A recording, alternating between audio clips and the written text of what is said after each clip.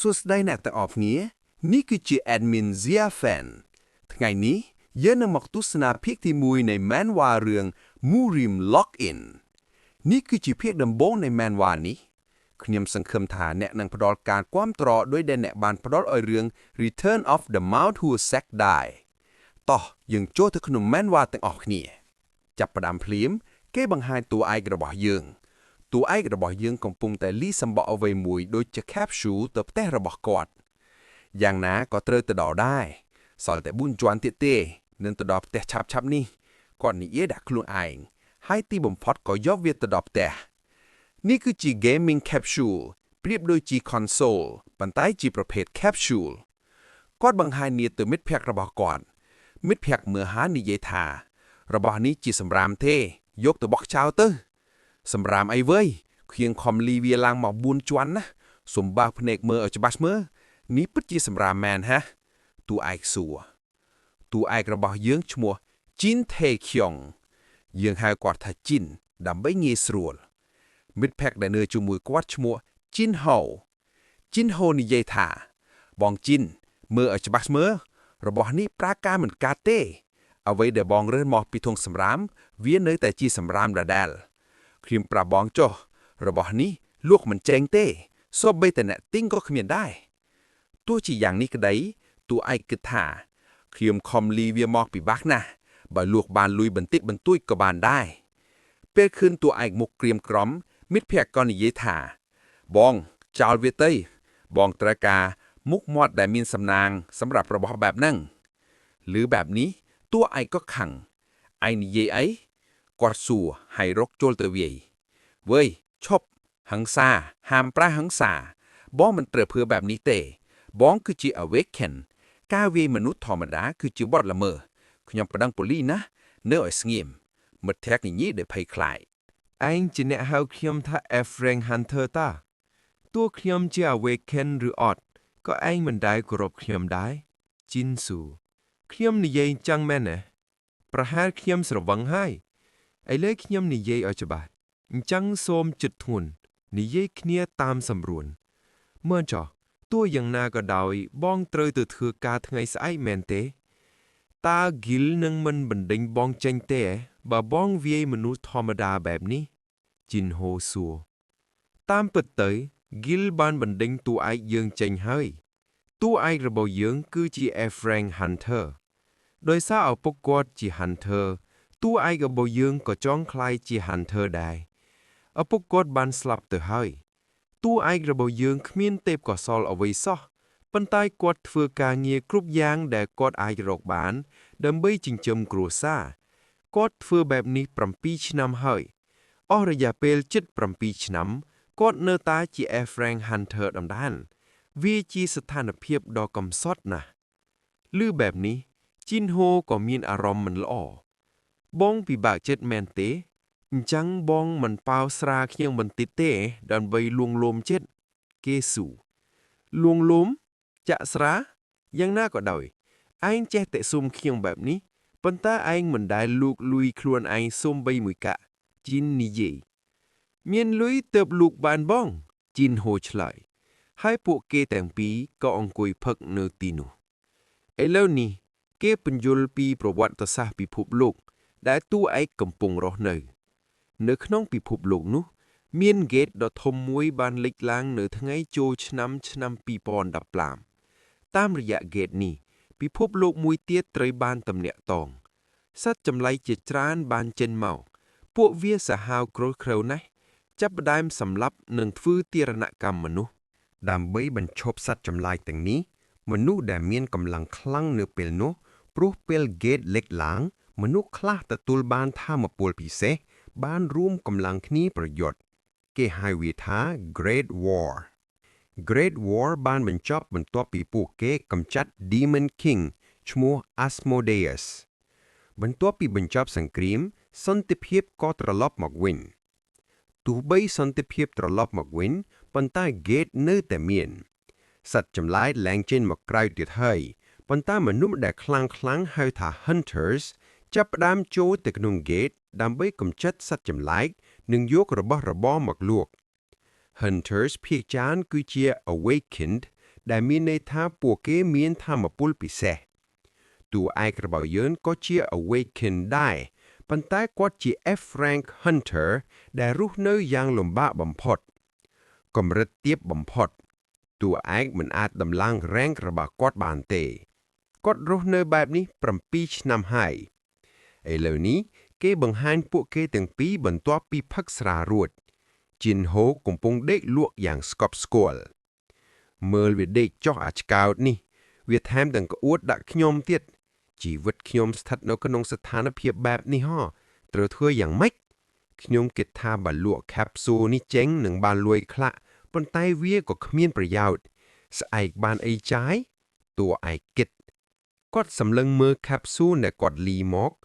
វាមើលទៅខូចខាតខ្លាំងណាស់គេថាវាមិនអាចលក់បានទេតើត្រូវធ្វើអ្វីជាមួយរបស់នេះគាត់ក៏បើកវាខាងក្នុងមានសៀវភៅណែនាំមួយវាសរសេរថា The Most Realistic Simulator ឈ្មោះរបស់វាគឺ ARC 2020វាត្រូវបានបង្កើតឡើងដោយក្រុមហ៊ុន H-Soft ពួកគេបង្កើតវាឡើងនៅឆ្នាំ2020គឺថ្ងៃដែល Great War បញ្ចប់ហើយ Asmodeus ត្រូវបានសម្លាប់នោះគឺជាថ្ងៃដែល Gaming Capsule នេះត្រូវបានដាក់ឲ្យប្រើប្រាស់តួឯកទឹកថាអាចឆ្កើតណាទៅបញ្ចេញរបស់នេះនៅថ្ងៃនោះប្រហែលជាឆ្កើតហើយមានការព្រមានសំខាន់2អំពី Gaming Capsule នេះ1អ្នកមិនអាច log out ពី game បានទេមានន័យថាអ្នកមិនអាចបិទ game ហើយចេញមកក្រៅតាម capsule បានទេ2បើអ្នកលេងស្លាប់នៅក្នុង game ពួកគេនឹងស្លាប់នៅក្នុងជីវិតពិតតួឯកមិនសូវខលពីវាទេយ៉ាងណាក៏ដោយទៅឲ្យឆ្ងាយទៅខ្ញុំដេកហើយគាត់និយាយប៉ុន្តែជីនហូដាក់ដេកនៅក្បែរនោះស្រមុកខ្លាំងណាស់ខ្ញុំទ្រាំនឹងសម្លេងស្រមុកវាបានទេឈឺក្បាលណាស់តួឯកងាកមើលgaming capsule នៅទីនោះចូលទៅអង្គុយក្នុងនោះទៅគាត់សម្រេចចិត្តដើម្បីគេចពីសម្លេងស្រមុកគាត់ចូលទៅក្នុងពាក់មួកសុវត្ថិភាពហើយអង្គុយខាងក្នុងស្ងាត់ល្អណាស់ខ្ញុំអាចដេកបានហើយចាប់ពីស្អែកទៅខ្ញុំត្រូវធ្វើយ៉ាងម៉េចតួឯកគិតពីជីវិតគាត់ Gil បានបណ្ដេញគាត់ចេញបើគាត់មិននៅក្នុង Gil គាត់ត្រូវរកបេសកកម្មតែម្នាក់ឯងបើរកតែម្នាក់ឯងគ្មាននរណាគោរពមនុស្សដែលគ្មាន Gil ទេលើសពីនេះគាត់ត្រូវបង់ថ្លៃសាលាឲ្យប្អូនស្រីនិងមើលថែម្ដាយបានលុយពីណាសម្រាប់រឿងទាំងអស់នេះគាត់បារម្ភចាំមើលចុះខ្ញុំនឹងរកផ្លូវឃើញគាត់និយាយសណ្ដោកជើងហើយដេកលក់ទៅពេលគាត់ដេកលក់ system ក៏ដំណើរការ system និយាយថា player recognized តើ player ជានរណាដោយសារគាត់កំពុងដេក system ក៏បំពេញព័ត៌មានដោយខ្លួនឯងលោតចូលក្នុង game ហើយនាំគាត់ចូលទៅរួចរាល់យើងជូនពរអ្នកឲ្យសំណាងល្អក្នុង game នេះតួឯករបស់យើងបើកភ្នែកតិចៗខ្យល់ត្រជាក់បក់មកប៉ះគាត់អ្នកណាទុកទ្វារចំហចោលមើលខ្យល់ត្រជាក់បក់មកនឹងពួកគេមិនដែលបិទបង្អួតសោះប្រកាសជាជីនហូហើយបើខ្ញុំសួរវាច្បាស់ជាថាបងទៅបិទខ្លួនឯងទៅគាត់បើកភ្នែកហើយមើលទៅមុខមាននារីម្នាក់នៅចំពោះមុខគាត់អាយ៉ាយ៉ូមនុស្សស្រីនាងមកពីណានាងជានរណាខ្ញុំមិនស្គាល់នាងទេយើងនៅឯណាខ្ញុំកំពុងដេកនៅផ្ទះតើគេចាប់ចម្រិតខ្ញុំមកចោលនៅទីនេះមែនទេខ្ញុំមិនមែនជាមនុស្សសំខាន់ដល់ថ្នាក់គេចាប់ចម្រិតទេអូខេដាស់នាងឲ្យភ្ញាក់សិនជីនដាស់នាងតិចៗពេលនាងភ្ញាក់ឡើងនាងនិយាយថាសិនមេភាសាចិនមានន័យថាស្អីគេទេឈ្មោះនាងសិនមេខ្ញុំយល់ហើយខ្ញុំមិនបានសួរឈ្មោះទេខ្ញុំសួរថាខ្ញុំនៅឯណាសិនមេនាងចំនិយាយថាអីសិនមេអាយ៉ាយ៉ូស្រីម្នាក់នេះនិយាយតែសិនមេស្អីញ៉ឹងខ្ញុំអត់ដឹងថាសិនមេមានន័យថាម៉េចទេត្រូវធ្វើយ៉ាងម៉េចឥឡូវគាត់ឆ្ងល់ភ្លាមនោះមានសារមួយពី system អ្នកមានសារមិនទាន់អានតើអ្នកចង់អានទេតួឯកភ័យហើយលោតថយក្រោយអាយយោស្អីហ្នឹងមានគេកំពុងបញ្ចាំងគុណណាហើយគាត់ដួលបន្ទាប់ពីដួលគាត់មើលទៅសារនោះស្អីហ្នឹងមានអក្សរសរសេរថា character Murim login ស្អីគេខ្ញុំមកដល់ទីនេះតាំងពីអង្កាលឥឡូវនេះកញ្ចប់បកប្រែត្រូវបានដំឡើងពេលដំឡើងរួចគាត់ចាប់ផ្ដើមយល់នៅអ្វីដែលនារីនោះនិយាយនារីនោះសួរថា Master Jin តើអ្វីមិនអីទេហ៎ Master Jin នៅឯណាមានរឿងអីកើតឡើងនៅទីនេះខ្ញុំមកដល់កន្លែងណាគាត់គិតតាមដែលតួឯកយល់គាត់កំពុងនៅក្នុងហ្គេមឈ្មោះហ្គេមគឺ Murim Login មិនដឹងចូលមកតាមរបៀបណាទេបន្ទាប់មកនារីនោះដែលមានឈ្មោះថាវ៉ាន់វ៉ាឬ Moon យកអ្វីមួយមកឲ្យគាត់ហើយនិយាយថានេះផឹកទៅមើលទៅនាងតួឯកគិតថាក្រាហ្វិកក្នុងហ្គេមរីកចម្រើនដល់ថ្នាក់នេះហើយគេធ្វើបានល្អណាស់មិនចម្លែកទេដែលមានមនុស្សចង់លេង VR games ច្រើនលយណាស់ Moon និយាយថាលោកមានចរិតប្លែកតាំងពីភ្ញាក់មកធម្មតាលោកមិនដែលធ្វើបែបនេះទេភ្លាមនោះមានសារពី System Tutorial Quest started តើអ្នកយល់ព្រមទេតួឯកយល់ព្រមសារពន្យល់ថាអ្នកបានមកដល់ពិភពមូរីមជាលើកដំបូងប្រមូលព័ត៌មានឲ្យបានច្រើនតាមដែលអាចធ្វើទៅបាន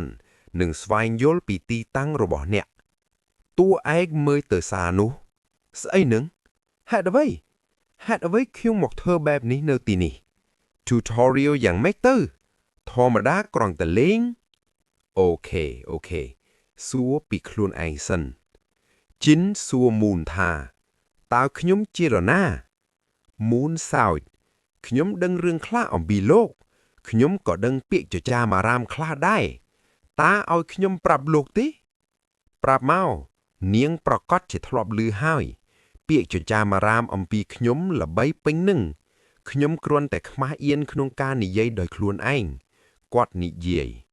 កុំបារម្ភប្រាប់មកតួឯកសួរដោយរំភើបព្រោះគាត់ត្រូវការព័ត៌មាននារីនោះចាប់ផ្ដើមពន្យល់បន្ទាប់ពីនិយាយជាមួយនាងតួឯកទទួលបានព័ត៌មានជាច្រើនកន្លែងដែលតួឯកនៅពេលនេះគឺជាតំបន់ Red Light District ក្នុងរាជធានីថៃយួនខេត្តឆាន់ស៊ីអគារដែលពួកគេនៅមានឈ្មោះថា Crimson Flower នារីម្នាក់នេះគឺជាមនុស្សសំខាន់បំផុតនៅទីនេះបន្ទាប់មកអំពីតួឯកក្នុង Murim Login មានឈ្មោះថា Jin Tae-kyung ឈ្មោះដូចគ្នាគាត់អាយុ20ឆ្នាំគាត់គឺជាកូនប្រុសពៅនៃគ្រួសារជីនគឺជាគ្រួសារដែលមានអំណាចបំផុតនៅខេត្តសាន់ស៊ីពួកគេមានលុយមានអំណាចមានគ្រប់យ៉ាងជីនគិតថាមិនអន់ទេបានកើតក្នុងគ្រួសារធំក្នុងហ្គេមទៀតល្អណាស់មានលុយច្រើននារីនោះបន្ថែមថាប៉ុន្តែមានបញ្ហាពីរនៅក្នុងគ្រួសារលោកបញ្ហាអីជីនសួរបញ្ហាទី1គឺមកពីខាងក្រៅមាន sect មួយទៀតពួកគេចង់ក្លាយជាអ្នកមានអំណាចបំផុតនៃឆានស៊ីពួកគេស្អប់គ្រួសារជីនខ្លាំងណាស់ហើយកំពុងរៀបចំផែនការកម្ចាត់គ្រួសារលោកហើយបញ្ហាទី2គឺបញ្ហាផ្ទៃក្នុងកូនប្រុសទី3របស់គ្រួសារតែងតែបង្កបញ្ហាគេនិយាយថាគាត់បំផ្លាញឈ្មោះគ្រួសារដោយមិនចាំបាច់នាងពន្យល់តួឯកងក់ក្បាលត្រូវហើយតែងតែមានក្មេងប្រុសបែបនេះគ្រប់សម័យកាលក្មេងមិនចេះគិតភ្លាមនោះជីនមានចម្ងល់ឈប់សិនគ្រួសារមានកូនប្រុសប៉ុន្មាននាក់នារីនោះនិយាយថាសរុបមានកូនប្រុស3នាក់អូកូនប្រុស3នាក់ឈប់សិនខ្ញុំជាកូនពៅបើគិតទៅអាយ៉ាចឹងខ្ញុំជាបញ្ហានឹងហីខ្ញុំជាអ្នកបង្កបញ្ហានឹងហ៎តួឯកដឹងខ្លួនដូច្នេះតួឯកបានងាយមួយទៀត The disgrace of the family ភាពអាម៉ាស់របស់គ្រួសារតើគេពិតជាដាក់ងាយសម្រាប់រឿងបែបនេះមែនទេតួឯកឆ្ងល់ក្រៅពីនេះតួឯកមានបញ្ហាពិតប្រាកដមួយហេតុអ្វីគាត់លេងហ្គេមនេះ គាត់ត្រូវទៅរកការងារធ្វើនៅថ្ងៃស្អែកគាត់ត្រូវផ្ញើលុយឲ្យម៉ាក់និងប្អូនស្រីខ្ញុំមកអង្គុយលេងហ្គេមចោលរឿងទាំងអស់នោះយីខ្ញុំទៅវិញហើយតួឯកនិយាយឲ្យងាកក្រោយទោះបីជាពេលវេលាខ្លីប៉ុន្តែខ្ញុំសប្បាយចិត្តបាយបាយខ្ញុំទៅហើយគាត់និយាយទៅកាន់មូនលើកដៃឡើងលើហើយស្រែកថា log out គ្មានសំឡេងអ្វីទាំងអស់ស្ងាត់ជ្រាបអីគេវាមិនដំណើរការទេប្រហែលជាខ្ញុំបញ្ចេញសំឡេងខុស log go out ក៏មិនបានដែរ LOGOUT ហេតុអ្វីមិនឲ្យខ្ញុំចេញខ្ញុំធ្វើអីថោះបន្ទាប់មកមានសារពី system It is impossible you cannot log out មិនអាចទៅរត់ទេណាក់មិនអាច log out បានទេឥឡូវតួឯងគិតថាខ្ញុំបានធ្វើអ្វីហេតុអ្វីខ្ញុំមិនអាច log out system មានបញ្ហាមែនទេទេចាំគិតមើលតាំងពីខ្ញុំយក capsule នេះមកគាត់នឹកឃើញសៀវភៅណែនាំ user manual គាត់នឹកឃើញការព្រមទាំងញាប់ថាបើញាក់ចូលក្នុងហ្គេមអ្នកមិនអាច log out បានឡើយអាយ៉ាបានន័យថាខ្ញុំជាប់ក្នុងហ្គេមចប់ហើយខ្ញុំតួឯកដឹងខ្លួនឥឡូវតួឯកដើរម្នាក់ឯងទៅកន្លែងរបស់គាត់ហេតុអ្វីគាត់ដើរបែបនេះព្រោះតាមដែលគាត់ដឹងគាត់ជាប់ក្នុងហ្គេម3ថ្ងៃកន្លងមកនេះគាត់ព្យាយាមគ្រប់យ៉ាងដើម្បី log out ប៉ុន្តែធ្វើអ្វីក៏ដោយមានតែសារ impossible to log out ប៉ុណ្ណោះដែលលេចឡើងដូច្នេះបច្ចុប្បន្ននេះគាត់កំពុងលេង VR game ក្នុង VR game នេះបើគាត់ស្លាប់គាត់នឹងស្លាប់ក្នុងជីវិតពិតហើយគាត់មិនអាចចេញពីទីនេះបានទេគាត់រងចាំ3ថ្ងៃដោយគិតថាមាននរណាម្នាក់ពីពិភពខាងក្រៅនឹងជួយគាត់ប៉ុន្តែគ្មានអ្វីកើតឡើងទេដូច្នេះគាត់សម្រេចចិត្តថាគ្មាននរណាមកជួយខ្ញុំទេខ្ញុំត្រូវធ្វើអ្វីមួយដោយខ្លួនឯងសៀវភៅណែនាំនិយាយថា You cannot log out មានន័យថាអ្នកលេងមិនអាចធ្វើវាដោយខ្លួនឯងដូច្នេះគាត់គិតថាបើគាត់បំពេញលក្ខខណ្ឌឬ quest ជម្រើស log out អាចនឹងលេចឡើងផែនការរបស់គាត់គឺបំពេញ quest ឲ្យបានច្រើនហើយត្រឡប់ទៅពិភពខាងក្រៅវិញប៉ុន្តែដើម្បីធ្វើ quest ដោយមិនមានបញ្ហានិងមានសុវត្ថិភាពមានតែកន្លែងមួយគត់ដែលគាត់ស្គាល់គឺគ្រួសារ Jin គាត់គិតថាបើទៅគ្រួសារ Jin ហើយបំពេញ quest នៅទីនោះគាត់អាចនឹងត្រឡប់ទៅវិញបានខ្ញុំអាចធ្វើបានគាត់ផ្ដល់កម្លាំងចិត្តឲ្យខ្លួនឯងពេលគាត់ដើរគាត់រៀនពី quest ទាំងនោះឥឡូវ tutorial quest ទី2លេចឡើង quest ទី1គឺស្គាល់ពីបរិយាកាសជុំវិញ quest ទី2គឺដាក់ពិន្ទុស្ថានភាពរបស់អ្នកបន្ទាប់មកដាក់ពិន្ទុសមត្ថភាពរបស់អ្នកលើជំនាញទី3គឺពាក្យរបស់ពី inventory នេះជា quest ងាយគាត់សាកល្បងធ្វើដំបូងគាត់ពិនិត្យមើល strength agility stamina intelligence និង chi គាត់មាន100ពិន្ទុប៉ុន្តែតួឯងរបស់យើងគឺនៅត្រឹម level 10ប៉ុណ្ណោះឯគេត្រឹម level 10ហេតុអ្វីខ្ញុំជាកូនគ្រូសាយធំហេតុអ្វីមានត្រឹម level 10មិននឹងអាចទៅរួចគាត់ឆ្ងល់បន្ទាប់មកគាត់ដឹងមូលហេតុទោះបីគាត់មកពីគ្រួសារធំប៉ុន្តែគាត់ជាសម្រាមរបស់គ្រួសារឥឡូវតួឯងគិតចង់ដាក់ points ទៅលើ strength និង stamina គាត់ត្រូវប្រយ័ត្នគាត់ឆ្ងល់ថាហេតុអ្វីមិនដាក់លើ chi ព្រោះក្នុង martial arts ក្បាច់គុណ chi សំខាន់ណាស់ប៉ុន្តែ system និយាយថាអ្នកមិនអាចបង្កើន chi ដោយប្រើ points ទេអ្នកត្រូវវឹកហាត់ខ្លួនឯងញ៉ាំថ្នាំឬប្រើរបបពិសេសបើមិនចឹងទេអ្នកមិនអាចប្រើ internal energy បានទេចេញទៅ system ជេរគាត់យីចឹងដាក់ chi ក្នុងបញ្ជីធ្វើអីតួឯកសួរអូខេចឹងអ្វីដែលសំខាន់សម្រាប់ខ្ញុំពេលនេះគឺការរស់រានមានជីវិតដើម្បីរស់ខ្ញុំត្រូវការ strength stamina និង agility strength គឺកម្លាំង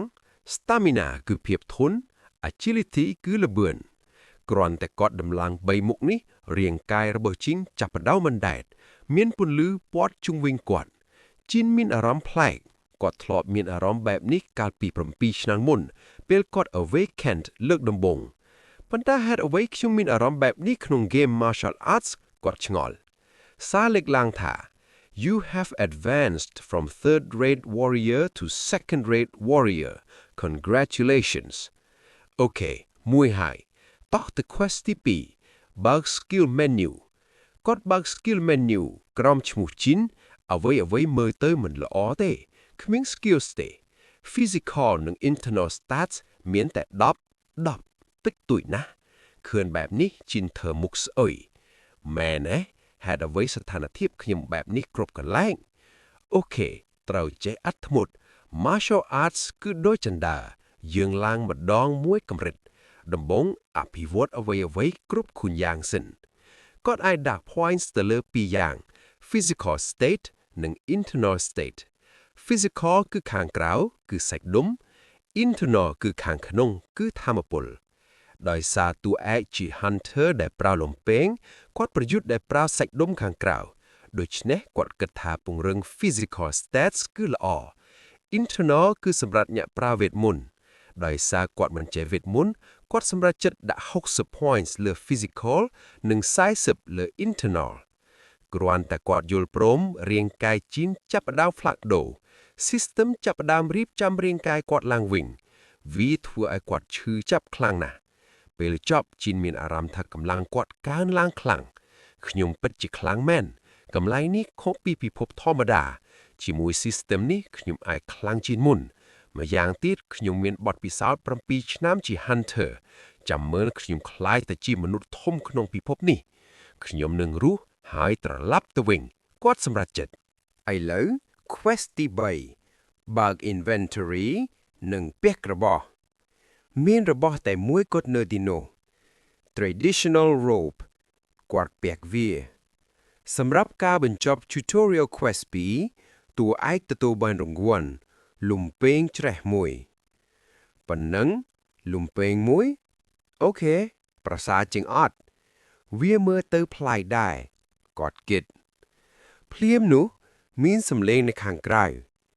មានរឿងអីអ្នកបរទេសនិយាយថាចៅវាយមានបញ្ហាហើយបញ្ហាអីជីនស៊ូខាងក្រៅមានមនុស្សប្រុសមៀតធំមួយក្រុមឈរនៅទីនោះឥឡូវគេកាត់ទៅកន្លែងថ្មីហើយណែនាំមនុស្សម្នាក់ឈ្មោះរបស់គាត់គឺយ៉ាងសាមគឺជាចៅសំទោសគឺ bandit ម្នាក់នេះបានចំណាយពេលពេញមួយជីវិតនៅលើភ្នំគាត់វាយអ្នកដំណើរប្លន់ពួកគេនិងចិញ្ចឹមជីវិតគាត់ថែមទាំងមានបាក់ពួកទៀតផងគាត់ចាត់ទុកអាជីពចៅនេះជាពិសិដ្ឋហើយធ្វើវាតាំងពីអាយុ20ឆ្នាំខិតខំធ្វើការយប់ថ្ងៃរកលុយបានច្រើនព្រឹកមួយគាត់ឃើញរទេះសេះនេះរទេះសេះមើលទៅធំនឹងស្កឹមស្កាយពីខាងក្រៅបើរទេះធំបែបនេះមកកន្លែងនេះមនុស្សខាងក្នុងប្រកបទីអ្នកធំហើយយើងអាចជំរាបលុយគេបានគាត់គិតហើយមកទីនេះពួកគេបានឃើញតួឯករបស់យើងនោះជារឿងរ៉ាវត្រឡប់ទៅ Coachman វិញចៅវាយពួកគេមើលទៅដូចជាចៅមានគ្នា6នាក់ខ្ញុំគិតថាពួកគេស្ទាក់ផ្លូវមនុស្សបែបនេះតែងតែមកទីនេះប៉ុន្តែនេះជាលើកទី1ដែលខ្ញុំឃើញក្រុមនេះពួកគេមិនអាចចេញពីភ្នំនេះបានទេព្រោះបើចេញទៅក្រៅមានគ្រួសារ martial arts ជាច្រើននឹងវាយពួកគេឲ្យស្លាប់ហេតុនេះហើយបានជាពួកគេវិលវល់ក្នុងភ្នំម្យ៉ាងទៀតពួកគេហ៊ានណាស់ដែលមកស្ទាក់រទេះយើងពួកគេនិយាយដែលមិនដឹងថាអ្នកណានៅខាងក្នុងបើពួកគេដឹងថាជាគ្រួសារជីនពួកគេប្រកាសជានាមដាក់ខោឲ្យរត់បាត់ហើយចៅវាយជីនគិតថាតាចាស់នេះនិយាយច្រើនណាស់តាំងពីមកដល់ប្រហែលគាត់មានថ្វីដៃលាក់កំបាំងទេដឹងបានជាគាត់ក្លាហានម្លេះ Coachman និយាយថាចៅវាយគ្រាន់តែនិយាយថាទៅខ្ញុំនឹងចាត់ការពួកគេខ្ញុំស្មានថាគាត់ជា Coachman ធម្មតាតែខ្ញុំគិតខុសហើយដល់ពេលដែលគាត់បញ្ចេញថ្វីដៃជា Martial Master ហើយតាជាអ្នកខ្លាំងភ ភាពរំភើបជារបស់តាហើយគង់បារម្ភជីនសប្បាយចិត្តដោយគិតថាតានឹងវាយពួកគេ បន្ទាប់មកចាំងសាមចៅសួរថាវើយឯងមិនដែលឮឈ្មោះចាំងសាម of a thousand string ទេនរណាមិនដែលឮទេ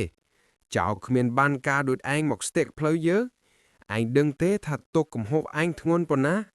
ខ្ញុំនឹងខ្វេះភ្នែកឯងបោកត្រចៀកឯងដាក់លើដៃឯងកាប់រាងកាយឯងជាចំណែកហើយកំចាត់គ្រួសារឯង9ជំនាន់ Coachman ស្រែក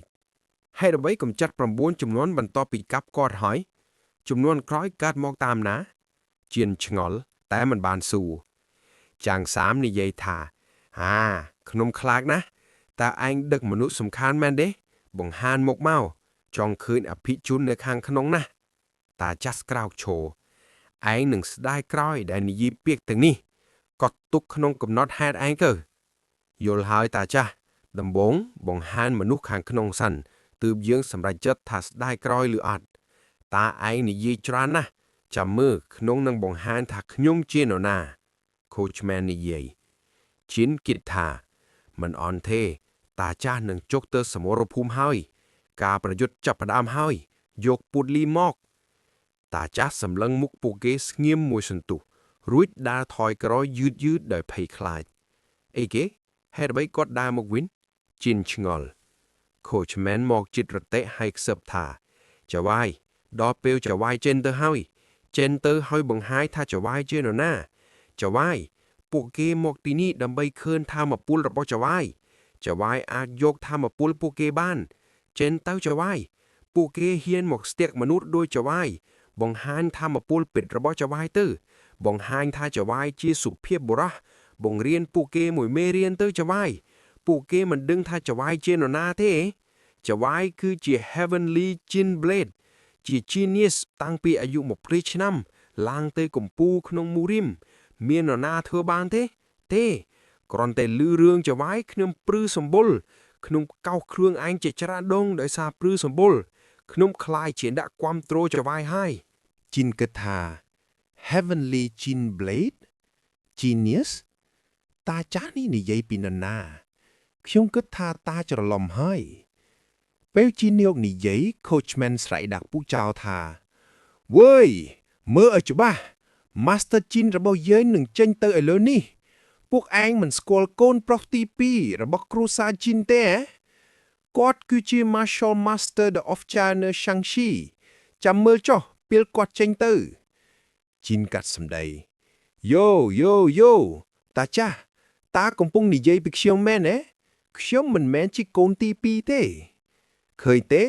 នេះគឺជា Heavenly Chin Blade Master Chin មុខខ្ញុំ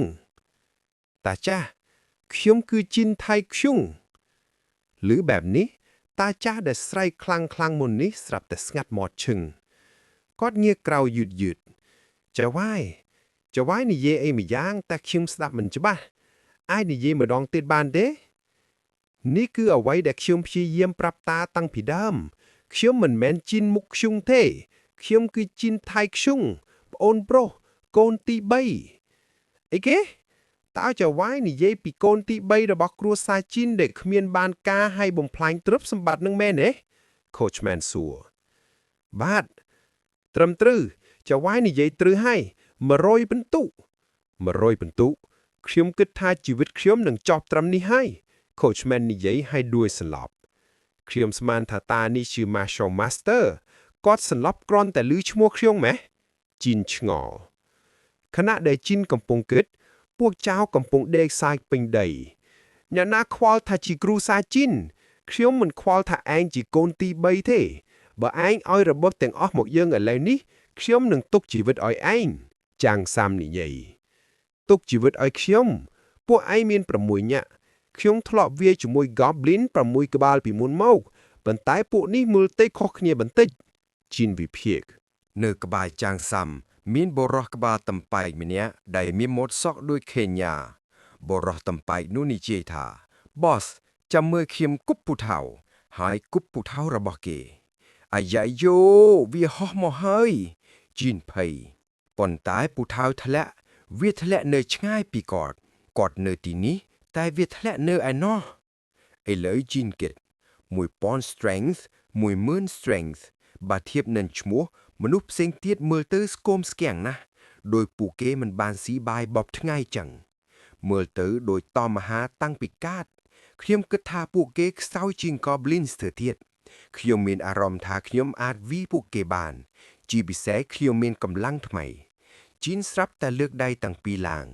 អូហូឯងចុះចាញ់ណែការសម្រេចចិត្តល្អចាងសាំនិយាយសើចុះជីននិយាយហើយដើរទៅមុខយឺត Boss វាដើរមកហើយឲ្យវាមកឲ្យយើងវាយនេះជើងខ្ញុំមកលុតជង្គង់នៅជើងខ្ញុំមកចៅម្នាក់និយាយជីននិយាយថាចាំបន្តិចខ្ញុំគ្រាន់តែត្រូវការដើរមួយជំហានទៀតភ្លាមនោះជីរបស់ជីនក៏ដំណើរការ internal energy ដំណើរការជាមួយថាមពលផ្ទុះនោះជីនធាក់ដីហើយលោតឡើងគាត់តម្រង់ទៅចាងសាមតែម្ដងដោយប្រើ Keen Spear គាត់វាយបំបែកភពថៅរបស់ចាងសាំហើយចាក់លំពេងចូលចំទ្រូងមួយក្បាច់ one hit ដោយការវាយប្រហារតែមួយចាងសាំស្លាប់ភ្លាមគាត់ស្លាប់ហើយចាងសាំគឺជា level 10 character ដោយសារគាត់សម្លាប់ level 10 character តួឯករបស់យើង level up បន្តិចបន្ទាប់ពី level up ចៅផាំអ្នកដែលនៅសល់សម្លឹងមើលតួឯកសួរថានរណាបន្ទាប់នេះជាឃ្លាដល់ល្បីឬបែបនេះចៅផាំអ្នកដែលនៅសល់និយាយថាចៅវាយខ្ញុំសុំចោះចាន់សូមដោះលែងពួកយើងទៅ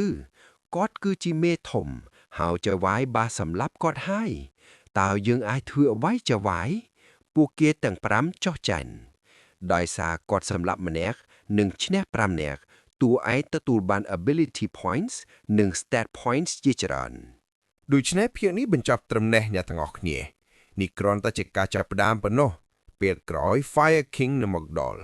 គាត់នឹងនិយាយថាគាត់នឹងបង្រៀនតួឯករបស់យើងការប្រស្រ័យទាក់ទងរវាងគាត់និងតួឯកនឹងអស្ចារ្យណាស់អ្វីនឹងដំណើរការល្អអ្នកនឹងឃើញនៅពេលក្រោយនេះគឺជាភាគទី1នៃ Murim Lock-in complete comment ក្នុងប្រអប់ comment ថាអ្នកចូលចិត្ត Murim Lock-in ម៉ាន់វ៉ានេះឬអត់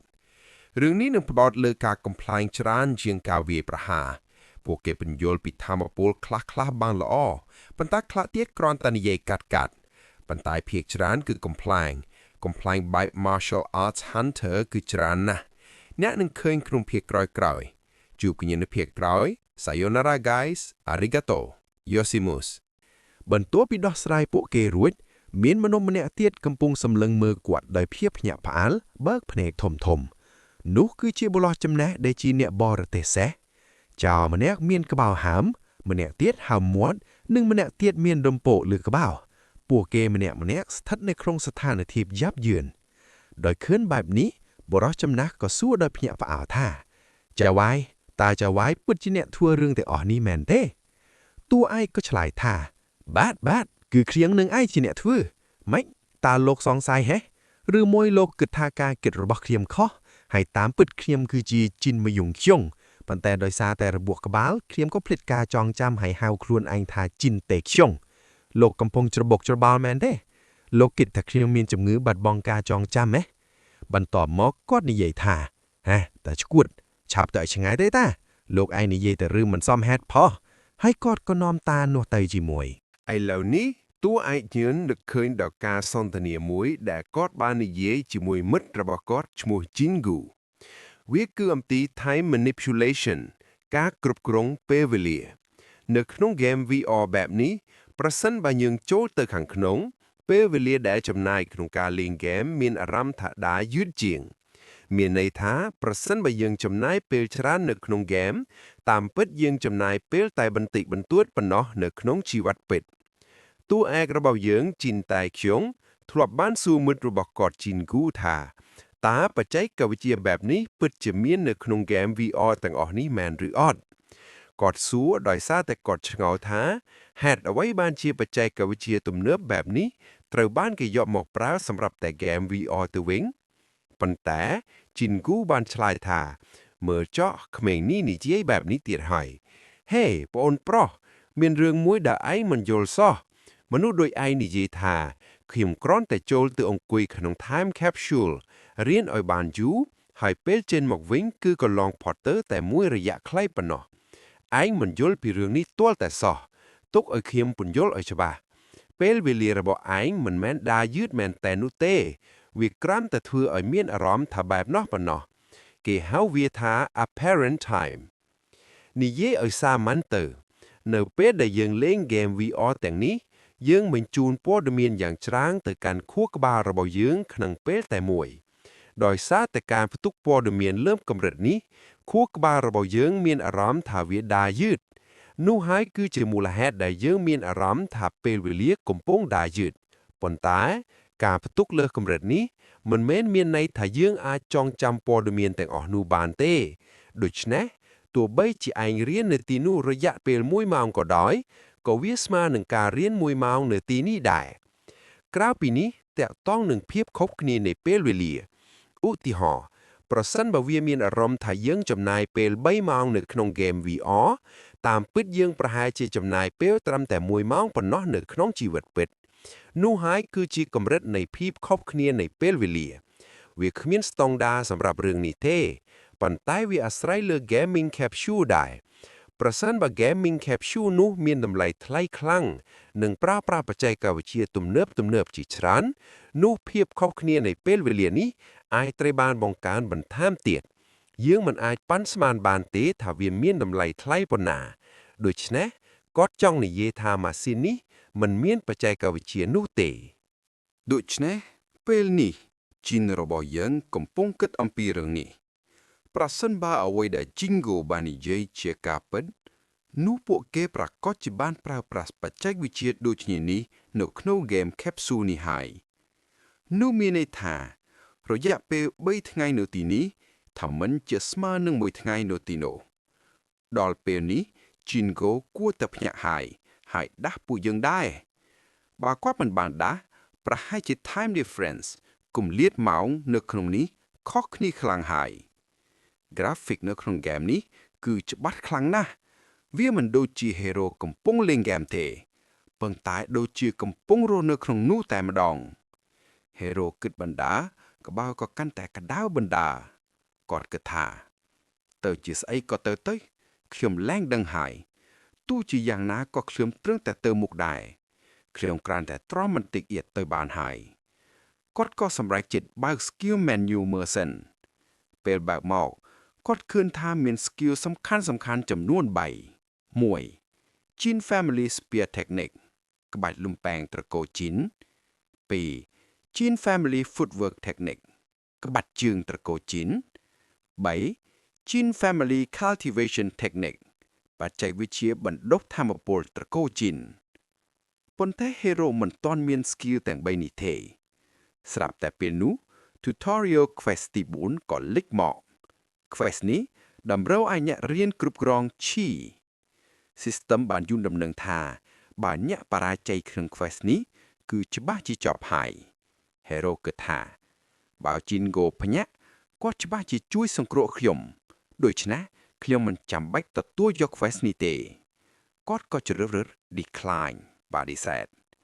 ភ្លាមនោះ system ក៏តបមកវិញថាអ្នកមិនអាច decline បានទេ hero គិតក្នុងចិត្តថាsystem ឈួតបើឯងនៅមុំខំខៀវហើយហេតុអ្វីដាក់ជំរឿន2ធ្វើអីដាក់ yes ទាំងពីរឬដាក់ប្រអប់តែមួយទៅឈួតគាត់ព្យាយាមចុច decline ប៉ុន្តែ system ចេះតែ auto accept រហូត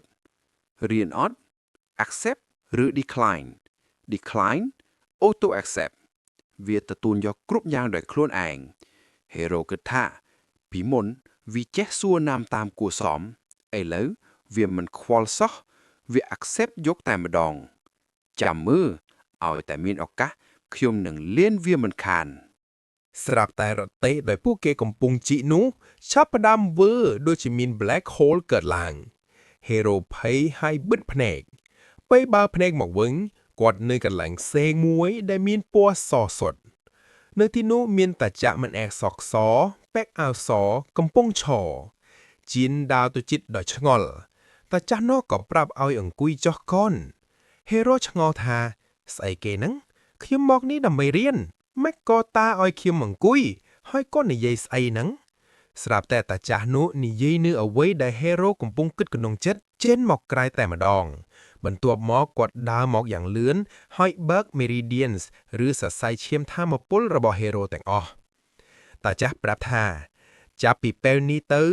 ឯងត្រូវតែអត់ធ្មត់និងផ្ដោតអារម្មណ៍ Meridians គឺជាផ្លូវដែលឈីហូរកាត់ដូចជាឆាក្រាចឹងដែរការដែលមានអារម្មណ៍ដឹងពីលំហូររបស់វាគឺជាជំហានដំបូងក្នុងការរៀន Martial Arts Hero ក៏ចាប់ផ្ដើមធ្វើតាមដោយយកចិត្តទុកដាក់គាត់ចាប់ផ្ដើមរៀន Gene Family Cultivation Technique បន្តិចម្ដងតែចាស់បានសូត្រមន្ត្រាហើយ Hero ក៏ចាប់ផ្ដើមមានអារម្មណ៍ដឹងពីឈីនៅក្នុងខ្លួនគាត់អាចមើលឃើញ Meridians ទាំងអស់និងពន្លឺនៅក្នុងនោះទីបំផុត Hero អាចបង្វិលឈីបានយ៉ាងពេញលេញជីនមានអារម្មណ៍ថាដូចជាបានទទួលថាមពលថ្មីគាត់គិតថាមិនអន់ទេតើគាត់ដឹងថាឈីពិតជាគួរឲ្យចាប់អារម្មណ៍ប៉ុន្តែមានអ្វីមួយប្លែកនៅក្នុងខ្លួនគាត់ដែលគាត់មិនដឹងថាវាជាអ្វីទីបំផុតជីនបានមកដល់ Gene Family Estate ឬភូមិគ្រឹះត្រកូលជីនហើយ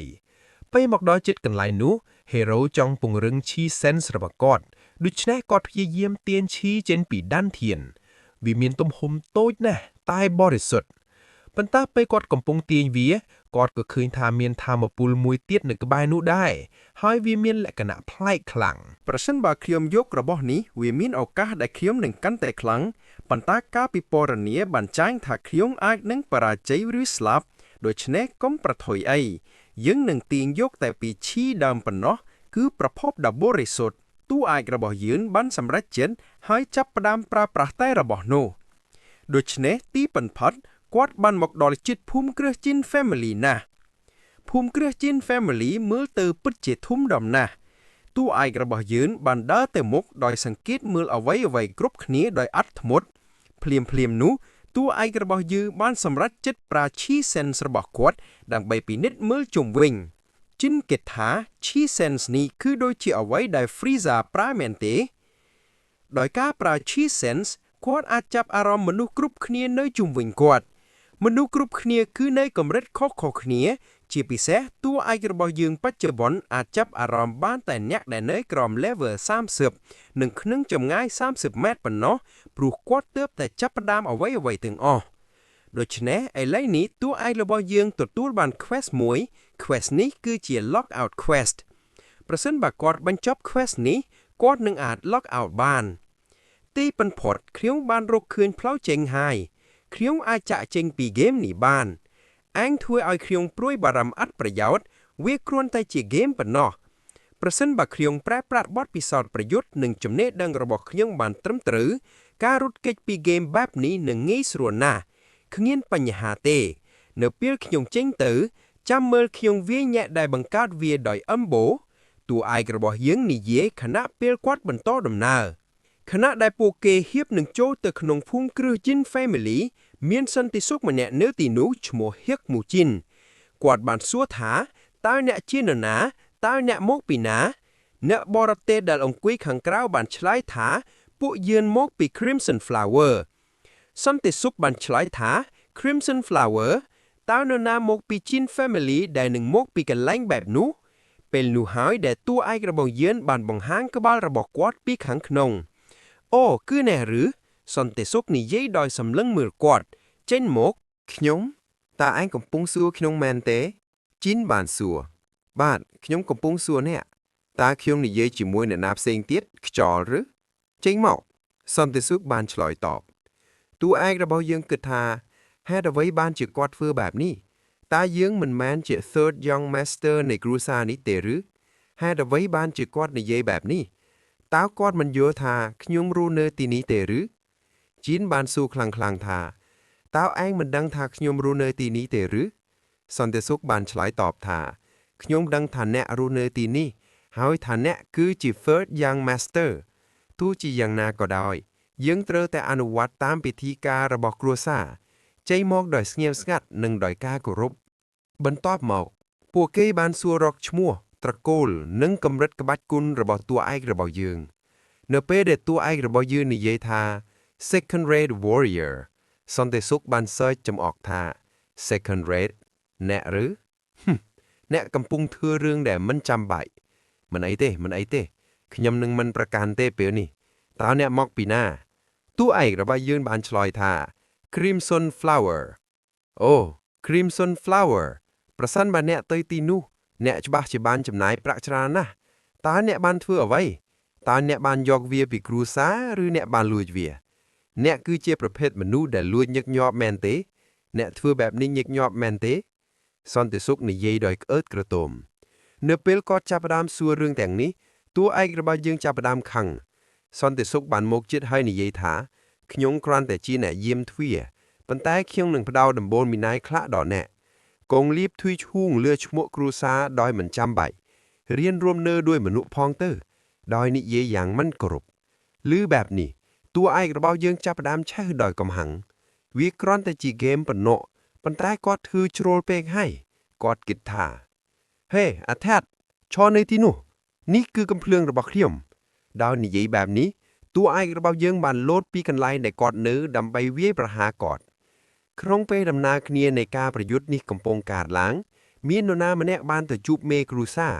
គាត់បានរាយការណ៍ថាខ្ញុំមានកូនចៅម្នាក់គេជាក្មេងល្អណាស់ហើយធ្វើការបានល្អទោះជាយ៉ាងណាក៏ដោយគេហាក់ដូចជានិយាយច្រើនពេកបន្តិចដោយសារតែហេតុនោះគេបានឆ្លុះប្រកែកគ្នាបន្តិចបន្តួចនៅគ្រឿងការប្រយុទ្ធនោះ Master បានរងរបួសហើយពួកយើងបានដាក់គាត់នៅក្នុងគិលេនដ្ឋាន Medical Hall គាត់បានរងការវាយប្រហារជាច្រើនហើយដោយសារតែហេតុនោះគាត់បានសន្លប់មេគ្រួសារនៅស្ងៀមកូនចៅនោះបានបន្តថាអូទេសូមអភ័យទោសឲ្យខ្ញុំផងអភ័យទោសឲ្យខ្ញុំមិនគួរឲ្យរឿងនេះកើតឡើងទេខ្ញុំនឹងទទួលយកការដាក់ទណ្ឌកម្មណាមួយដែលលោកផ្ដាល់ឲ្យបន្ទាប់មកមេគ្រួសារបានសួរថានិយាយអញ្ចឹងគ្មានប្រុសដែលវាយគាត់នោះតើខ្ញុំអាចជួបគេបានទេ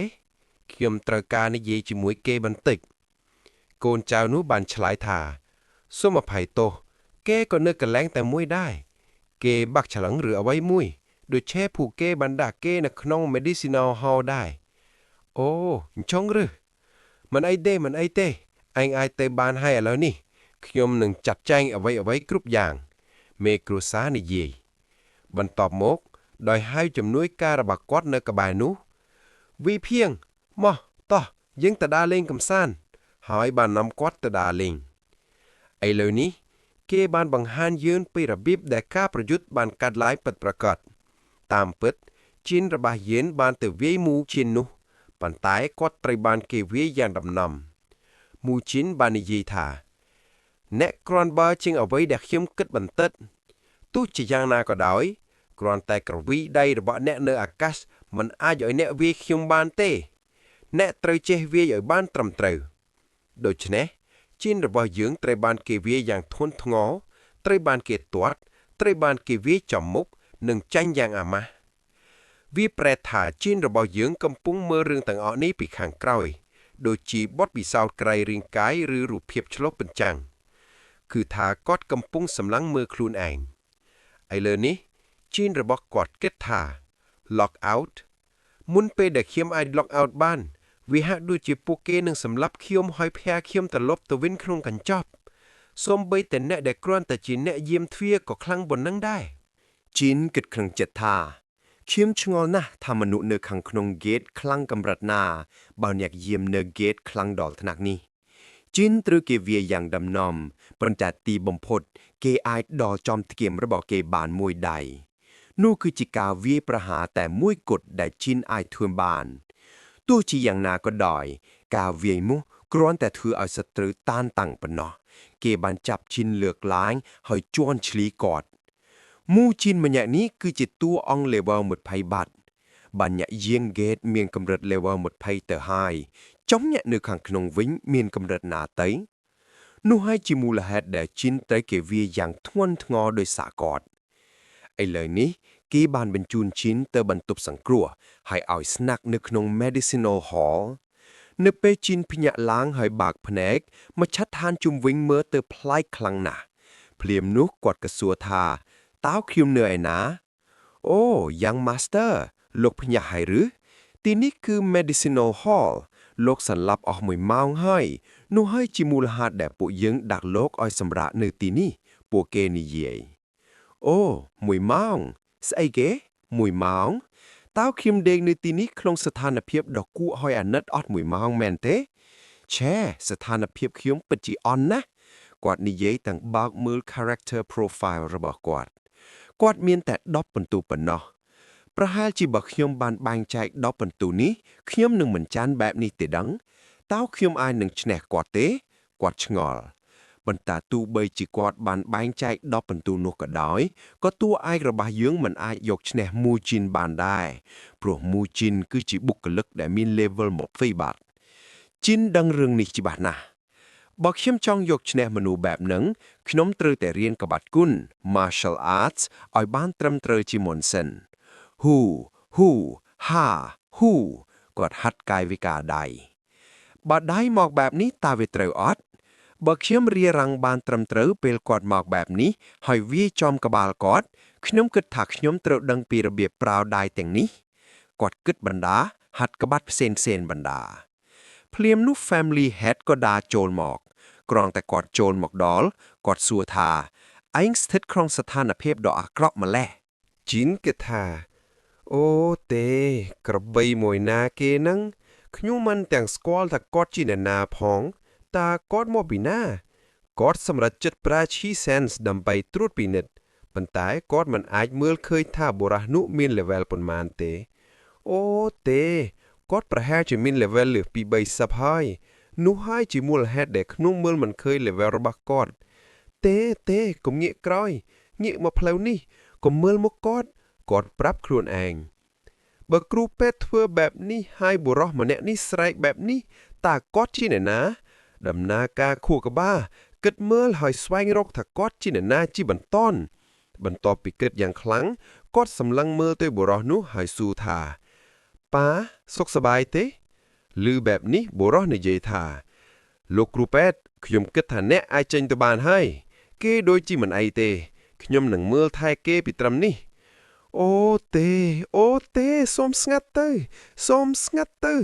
អ្នកមិនគួរលើកបៃបែបនេះទេបើអ្នកមិនមែនជាប៉ាខ្ញុំទទួលយកអូខេអ្នកមិនអាចជាម៉ាក់បានទេអ្នកធំពេកហើយខ្ញុំមិនដឹងថាអ្នកត្រូវជាអីនឹងខ្ញុំទេហេលោកគ្រូពេទ្យលោកតាណាហេលោកមិនគួរទុកអ្នកអាជីពចោលបែបនេះទេជួយខ្ញុំផងជីនស្រែកក្នុងចិត្តមិនឈប់បុរសនោះយកដៃមកគៀកអូទេខ្ញុំងាប់ហើយគាត់នឹងសម្លាប់ខ្ញុំហើយជីនគិតប៉ុន្តែបុរសនោះកំពុងស្រែកថាតើឯងដឹងទេថាដោយសារតែឯងដើរតាមស្រីឬចាយវាយលុយកាក់ផ្ដេសផ្ដាស់ឈ្មោះរបស់គ្រួសារយើងចេះតែខូចទៅខណៈពេលដែលគាត់កំពុងសួរគាត់កំពុងកាន់ដៃរបស់ជីនគាត់គ្រាន់តែនិយាយគំរោះគំរាវតែសម្បកក្រែប៉ុណ្ណោះប៉ុន្តែគាត់កំពុងផ្លុំដៃជីនថ្នមដើម្បីកាត់បន្ថយការឈឺចាប់បន្ទាប់មកដោយដាក់ដៃលើក្បាលជីនគាត់និយាយថាហេតុអ្វីបានជាឯងធ្វើបែបនេះឯងមិនដែលរៀនក្បាច់គុណទេចុះហេតុអ្វីបានជាឯងទៅបង្ករឿងវាគ្នាសំណាងហើយដែលឯងគ្រាន់តែរបួសបន្តិចបន្តួចយ៉ាងហោចណាស់ចាប់ពីពេលនេះទៅព្យាយាមកុំធ្វើបែបនេះទៀតគាត់និយាយដោយអត់ធ្មត់ឃើញបែបនេះជីនក៏សួរថាតើអ្នកជាអ្នកណាអូទេរឿងនេះកើតឡើងចំពោះប្អូនប្រុសខ្ញុំឬទេគ្រូពេទ្យហេលោកតាណាមកទីនេះឲ្យលឿនគាត់ស្រែកហើយមិនឈប់ជីនសម្រេចចិត្តថាខ្ញុំនឹងប្រាប់គាត់ថាខ្ញុំបាត់បង់ការចងចាំ amnesia និយាយជាមួយពួកនេះទៀតមានហានិភ័យណាស់ដូច្នេះខ្ញុំគ្រាន់តែនិយាយថាខ្ញុំមិនដឹងខ្ញុំនឹងនិយាយថាខ្ញុំមិនស្គាល់អ្នកណាទាំងអស់បងប្រុសរបស់គាត់អង្គុយក្បែរគាត់ហើយសួរមិនឈប់ថាតើឯងពិតជាមិនចាំអ្វីសោះមែនទេខ្ញុំមិនចាំអ្វីទាំងអស់ឃើញនេះទេបងថែមទាំងបានរៀបចំក្តារខៀនទៀតផងគាត់និយាយបណ្ដាបង្ហាញក្តារខៀនបណ្ដាអូខេឯងមិនចាំអានឹងទេប៉ុន្តែឯងចាំអ្វីដែលបងទើបតានិយាយទេគាត់សួរខ្ញុំចាំបានចឹងតើបងឈ្មោះអីឈ្មោះរបស់អ្នកគឺជីនវីវឃ្យុងអ្នកគឺជា lesser head នៃគ្រួសារនេះតើឪពុកម្ដាយយើងជាអ្នកណា ប៉ារបស់យើងបច្ចុប្បន្នកំពុងធ្វើដំណើរនៅកន្លែងផ្សេងម៉ាក់បានស្លាប់កាលពី10ឆ្នាំមុនបន្ទាប់មកមានបងប្អូនម្នាក់នៅចន្លោះពួកយើងមែនទេតើគាត់ឈ្មោះអីឈ្មោះរបស់គាត់គឺ Heavenly Jean Blade Jean Mieng Kyung អាយុ25គាត់គឺជាសិស្សនៅ Heaven's Gate ចាំសិន Heavenly Jean Blade បងមិនដែលនិយាយឈ្មោះនឹងផងនៅពេលបងប្រុសគាត់សួរបែបនោះជីនចាប់ផ្ដើមស្រែកថាអូទេក្បាលខ្ញុំឈឺម្ដងទៀតហើយដោយសារវាជារបួសតូចតាចពួកគេនិយាយថាគាត់អាចទៅបន្ទប់របស់គាត់បានដើម្បីជូនដំណើរតួឯករបស់យើងមានមនុស្សម្នាក់បានមកដល់បងប្រុសរបស់គាត់ប្រហែលជាបានចាត់ឲ្យបុរសម្នាក់នេះមកគ្រាន់តែដើម្បីពន្យល់គ្រប់យ៉ាងដល់គាត់ឲ្យមើលទៅនៅតាមផ្លូវបុរសនោះនៅតែចង្អុលបង្ហាញថានេះគឺជាអគារនោះគឺជាអគារនេះឥឡូវនេះហ៊ីរ៉ូរបស់ពួកយើងបានមកដល់អគារដែលគាត់ស្នាក់នៅហើយពេលក្រឡេកមើលទៅវាគឺជាសំណង់ដ៏ធំស្កឹមស្កៃគ្រាន់តែចូលទៅដល់ភ្លាមគាត់គិតថាមិនអន់ទេអញ្ចឹងថេកយុងរស់នៅក្នុងអគារដ៏ធំបែបនេះចំណែកឯខៀងវិញដែលជាអ្នកលេងហ្គេមនេះបែរជារស់នៅក្នុងអាផាតមិនដ៏យ៉ាប់យ៉ឺននៅជាន់ទី4ក្នុងបន្ទប់ដែលមើលទៅមិនដូចបន្ទប់ផងហើយថែមទាំងមានអ្នកជិតខាងឈួតដែលចេះតែកអួតដាក់នៅបន្ទប់ក្បែរនោះទៀតឆេះតោះមើលថានៅក្នុងបន្ទប់ខ្ញុំមានអ្វីខ្លះគាត់គិតរួចក៏បើកទ្វារពេលមើលទៅខាងក្នុងបន្ទប់នោះពោពេញទៅដោយសម្លៀកបំពាក់ថ្លៃឆេះមើលទៅគេដូចជាមនុស្សញៀននឹងសម្លៀកបំពាក់ហើយគេទិញខោអាវថ្លៃជាច្រើនហើយយកមកគរទុកពេញមួយបន្ទប់តើនរណានឹងមកស្វែងរករបស់ពួកនេះខ្ញុំទៅបន្ទប់ផ្សេងវិញពេលគាត់បើកបន្ទប់ចុងក្រោយហ៊ីរ៉ូរបស់ពួកយើងក៏បានរកឃើញអ្វីដែលគាត់កំពុងស្វែងរកគឺបណ្ណាល័យវាពោពេញទៅដោយសៀវភៅទីបំផុតខ្ញុំរកឃើញហើយគាត់និយាយឲ្យដើរចូលទៅគាត់ទាញសៀវភៅមួយក្បាលជូតធូលីចេញហើយបើកមើល Three Foot Techniques of War មិនអន់ទេឈ្មោះដាប់ទៅដូចជាអស្ចារ្យណាស់ប៉ុន្តែពេលគាត់ពិនិត្យមើលជំនាញនោះត្រូវបានចុះបញ្ជីថាត្រឹមតែជា Third Rate ប៉ុណ្ណោះឥឡូវនេះ System ក៏សួរថាតើអ្នកចង់រៀន Martial Art នេះដែរឬទេមិនអន់ទេនេះធ្វើឲ្យជីវិតខ្ញុំកាន់តែងាយស្រួលអូខេ accept គាត់គិតឲ្យបំរុងនឹងយល់ព្រមប៉ុន្តែបន្ទាប់មកគាត់សង្កល់ឃើញពាក្យ 3 of 10 បង្ហាញឡើងអញ្ចឹង3 of 10មានន័យថាខ្ញុំបានរៀនបច្ចេកទេសចំនួន3ពីត្រកូលជីនរួចហើយនោះមានន័យថាខ្ញុំអាចរៀនក្បាច់គុណបានក្នុងចំនួនកំណត់ប៉ុណ្ណោះគឺត្រឹម10បើអញ្ចឹងខ្ញុំមិនត្រូវការវាទេតើខ្ញុំរៀនជំនាញ Third Rate នឹងយកទៅធ្វើអីបោះវាចោលទៅខ្ញុំនឹងរៀនអ្វីផ្សេងមានសៀវភៅច្រើនណាស់នៅទីនេះប្រកាសជាមានសៀវភៅល្អយ៉ាងហោចណាស់មួយមិនខាននិយាយបែបនេះគាត់ក៏ទាញសៀវភៅមួយទៀតមកវាសរសេរថា The Great Material of the Night King ស្អីគេ Night King តើនេះជាប្រលោមលោកបែបនោះមែនទេឆេះតើគេប្រមូលរបស់បែបនេះទុកដែរហេះ Hero របស់ពួកយើងសម្លឹងមើលវាដោយទឹកមុខចម្លែកបន្ទាប់មកឈុតឆាកក៏បដូរទៅបងប្រុសរបស់គាត់ទីបំផុតគាត់បានបញ្ចប់ការងារទាំងអស់ហើយកំពុងតម្រង់ទៅបន្ទប់របស់គាត់នៅតាមផ្លូវដោយសារអាកាសធាតុត្រជាក់ជំនួយការរបស់គាត់ឈ្មោះវិញក៏យកភួយមកដណ្ដប់ឲ្យគាត់បងប្រុសនេះអ៊ីថាដោយសារតែឯងធ្វើរឿងបែបនេះហើយទើបខ្ញុំអាចធ្វើការបានត្រឹមត្រូវរាល់ថ្ងៃនេះបាទខ្ញុំបានខ្លាចជាស្ត្រីមេផ្ទះឲ្យលោកហើយដោយធ្វើគ្រប់យ៉ាងលោកគួរតែរៀបការឲ្យហើយទៅជំនួយការតបវិញឯងជប់និយាយរឿងនឹងទៅនរណាក៏ប្រាប់ឲ្យខ្ញុំរៀបការដែរប៉ុន្តែបីចាំបាត់ខ្ញុំប្រហែលជាត្រូវរៀបការហើយបងប្រុសនិយាយបណ្ដាឥឡូវនេះពួកគេសម្គាល់ឃើញភ្លើងកំពុងបើកនៅក្នុងបន្ទប់របស់ជីនបន្ទប់របស់ហ៊ីរ៉ូភ្លើងបើកប្រកាសណាថាគេនៅមិនតន់ដេកទេតោះតែមើលថាមានរឿងអីបងប្រុសនិយាយឲ្យដឹកនាំជំនួយការចូលទៅជិតភ្លាមនោះវិញនិយាយថាលោកកំពុងគិតខុសហើយខ្ញុំធានាថាគេច្បាស់ជាបាននាំស្រីមកថ្មងនោះគេប្រហែលជាកំពុងធ្វើរឿងមិនបានការហើយខ្ញុំហ៊ានភ្នាល់ប្រាក់ខែខ្ញុំទៀតលោកអាចយកប្រាក់ខែនេះរបស់ខ្ញុំបានខ្ញុំដឹងច្បាស់ណាស់ថាគេទំនងជាកំពុងធ្វើអ្វីឯងបិទមកទៅ ហើយមកមើលថាគេកំពុងធ្វើអ្វីបងប្រុសនិយាយពេលពួកគេមើលទៅពួកគេឃើញថាហេរ៉ូកំពុងហ្វឹកហាត់ឃើញការហ្វឹកហាត់នេះពួកគេមើលដោយការភ្ញាក់ផ្អើលខ្ញុំមិនអាចជឿសោះហេរ៉ូរបស់ពួកយើងកំពុងហ្វឹកហាត់យឺតៗដោយគិតថា